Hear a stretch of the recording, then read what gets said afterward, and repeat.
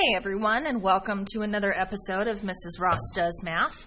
Today's lesson is part of Unit 2. This is our unit on adding and subtracting, multiplying and dividing positive and negative numbers, comparing integers, absolute value, exponents, and order of operations. That's what everything in this unit is going to be about.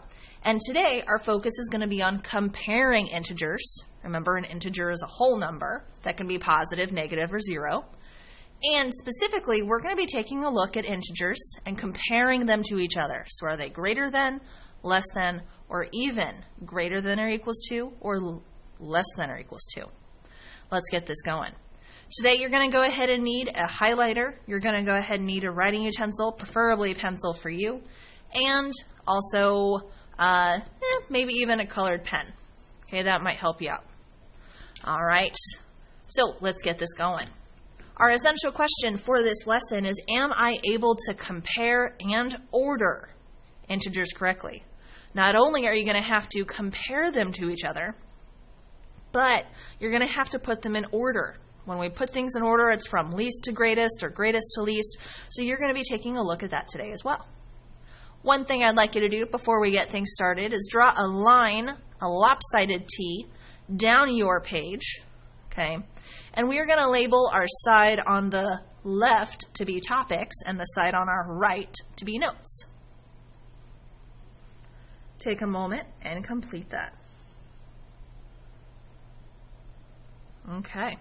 And remember, at any point in time, you can pause this video, re-watch sections, do whatever you need to do in order to ensure that you are being successful. Here we go. So, in math, we will often use special symbols to show relationships between two numbers. We'll also use other special symbols throughout math in this school year.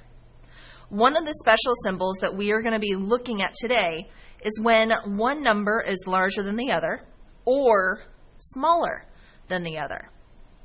And those are the specific symbols that we will be looking at in just a moment.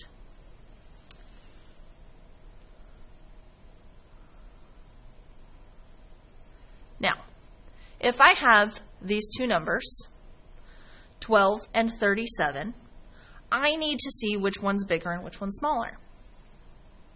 In this case, 12 is the smaller number. So, I'm going to take my handy-dandy pen, and I am going to use one of two signs. I am going to use a greater than symbol, which looks like a part of an arrow, just the pointy tip, or a lopsided V. Or I'm going to use a less than symbol. Okay. In this case, the number 37 is bigger, so I'm going to have my mouth, or the open part of my V, on the 37.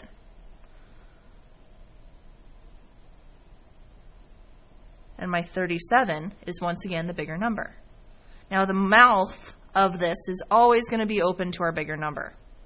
So if we take a look at this one, 74, and we compare it to 58, 74 is the bigger number. So I'm going to put the mouth of my symbol open to the 74.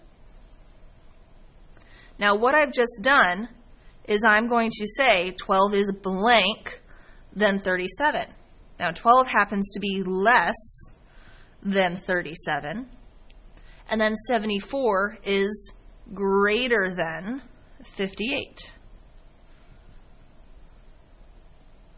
So in this case, what I'm going to do now is I have a memory aid for you. Now, alligators, they're a medium-sized creature in the animal kingdom, but they have really big appetites. And alligators, when at a watering hole with a hippo, have absolutely no problem taking it on. Now, the alligator's smaller and the hippo's bigger, but they're like, I'm going to go ahead and give it a shot anyways. Here, that's kind of what my analogy is. The alligator is the smaller item. This is my alligator. The hippo is my bigger item, and that's over there. So, small side, smaller number. Large side, larger number. Or, as I like to think, alligators always like to eat bigger things. So the alligator is our small item, and the large item is our hippo or elephant or whichever. Okay, so what we're going to do now is we are going to take a look at a couple of examples. Here, we've got 464, and we are going to compare it to 285. Which number is bigger, 464 or 285? 464, so the mouth is going to be open to the 464. Next, I have 742 and 748. 748 is bigger, so the mouth is going to be open to the 748. Next, 245 and 247. 245 is bigger, so the mouth is going to be open to the 247. And now my last problem, -3 and -3. Is one of these bigger or less than or greater than or less than the other? No, they're the same. So when they're the same, they're equals to, and we're going to put an equal sign inside. Now, before we move on today, what I'd like you to do is please write a summary of what you learned today. So how can you use this information to help you make sure that you can compare and order your integers correctly? Take a minute, pause this video, and write that down. All right, awesome. Thank you so much for writing that summary. And now we are going to go ahead and get started with our assignment today. So here we go. So our assignment is lesson 9. You're going to be gathering this assignment from Canvas. And then you can either do one of two things. You can either upload this file into Canvas, or you can use that text entry function and put your answers in there. So please make sure that no matter what, your name goes on this paper, especially if you are submitting it to me. Okay, and here we go. Numbers 1 through 6, you are going to be completing each statement using a greater than or less than. Here, 4 and 6, 6 is greater, so my mouth is going to be open to the 6. Number 2, 3 and 0. 3 is bigger, so the mouth is going to be open to the 3. Now I want to take a look at number 5. I have -6 and -3. When we look at our negative numbers, the question will always be which one is further away from 0. So if 0 is right here, I've got -1, -2, -3, -4, -5, and -6. My -3 is closer to 0 than my -6 is. So therefore, the -3 is the bigger number. Okay.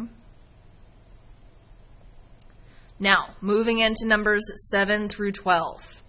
For numbers 7 through 12, you're going to be comparing and ordering these numbers from least to greatest. Least meaning smallest, greatest meaning biggest. If we take a look at number 7, we have -4, 5, 0, and 2. -4 is my smallest because it's a negative number, so I'm going to write -4. I'm going to put a comma, and I'm going to use commas to separate out our numbers. My next smallest number is 0. Now, as I write these, I'm also going to cross them out, so this way I make sure I get all of my numbers and I don't repeat any. After 0, it's going to be 2, and that leaves 5 remaining. Next, let's take a look at number 9. I've got a lot of different negative numbers here, so let's take a look at that one. We have -6, 0, -5, -7, and -2. Once again, always remember the number that's furthest away from 0 is going to be, on the negative side, our smallest number. So here, -7 happens to be our smallest number, so that's what we're going to start out with. Then we'd go to -6, then -5, then -2, and then we're left with 0 as our last. So that would be our series. Number 13, it looks very similar to a problem on our last assignment. Okay, so here you are going to tell me whether these numbers are positive or negative, And then for B, you're going to write them in orders from least to greatest. On number 14, we're going to name 5 different integers between -6 and 3. You get to name any 5 integers or any 5 whole numbers. And then you're going to order them from least to greatest. So for this one, your answers will vary. Okay. Now lastly, for numbers 15 through 17, this is where your absolute value is going to come into play. Figure out what the absolute value is first of each number, and then see what our answers are going to be. So if I take a look at number 15, what is the absolute value of 10? It's 10. You got it. And what about the absolute value of 8? That's 8. Now which number is bigger? You got it, the 10. So therefore we're going to put the mouth of that alligator open to the 10. Now pay very careful attention to both 16 and 17. That is going to be very key for you here, and that you're going to have to figure those out first. They're a little deceptive. All right, well, if you need anything at all, please send me a message, leave me a comment. I am here to help any way I can. Thank you so very much for watching. This has been Mrs. Ross Does Math.